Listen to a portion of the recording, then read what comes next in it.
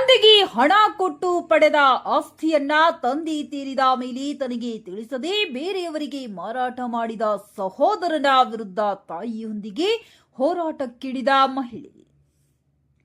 ಬೀದರ್ ಜಿಲ್ಲೆಯ ಔರದ್ ತಾಲೂಕಿನ ನಾಗಮಾರಪಳ್ಳಿ ಗ್ರಾಮದ ಜೆಹರಾಬಿ ತನ್ನ ತಂದೆಯಾದ ಖಾಜಾ ಸಾಬ್ ಹತ್ತಿರ ತನ್ನ ಪತಿಯಿಂದ ಹಣ ಪಡೆದು ತಂದೆ ಹತ್ತಿರ ಜಾಗ ಖರೀದಿ ಮಾಡಿ ಆಶ್ರಯ ಯೋಜನೆಯಡಿಯಲ್ಲಿ ಮನೆ ನಿರ್ಮಾಣ ಮಾಡಿದ ನಂತರ ತನ್ನ ಪತಿ ಊರಿಗೆ ಹೋದ ಮೇಲೆ ಅವರ ತಂದೆಯಾದ ಖಾಜಾ ಸಾಬ್ ಮರಣದ ನಂತರ ಸಹೋದರ ತನ್ನ ಗಮನಕ್ಕೆ ತರದೆ ಅದರ ಡೂಪ್ಲಿಕೇಟ್ ಸಹಿ ಮಾಡಿ ಮಾರಾಟ ಮಾಡಲಾಗಿದೆ ಎಂದು ಆರೋಪಿಸಿದ ಮಹಿಳೆ ಪಿಡಿಒ ಬಳಿ ಮಾರಾಟವಾದ ದಾಖಲೆಗಳನ್ನ ಕಿಡಿದರೂ ಸಿಗದೆ ಹತಾಶವಾದ ಮಹಿಳೆ ಮಾಧ್ಯಮದ ಮೊರೆ ಹೋಗಿ ನನಗೆ ನ್ಯಾಯ ಒದಗಿಸುವಂತೆ ಮಾಧ್ಯಮದ ಮೂಲಕ ಮೇಲಧಿಕಾರಿಗಳಲ್ಲಿ ಮನವಿ ಮಾಡಿದರು.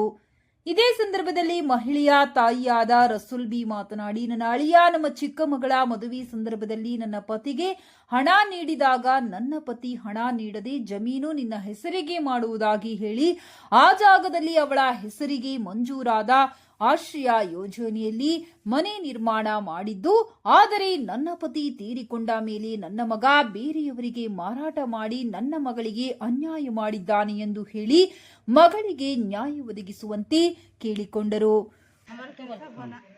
कौन सा गाँव? हमारा नागरापल्ली पंचायत कौन सा था? पंचायत नागरापल्ली पंचायत। हमारे अब्बा का नाम खाजे साहब है। उन्होंने मैं पैसे देने के बाद आधा जागा मेरे नाम से करे थे, बेटियां की शादी को बोल के लिए थे, लेको आधा जागा नाम से करके मेरे जाल मैं सिग्नेचर नहीं करी, वो कौन करेंगे नकली साइन करके उन्हें जागा बेच लिए। अब वो मेरे को आधा जागा होना, हाँ मेरा साइन ऐसा कौन लिख करे मेरे जगह साइन फ्रॉड कर रही हैं।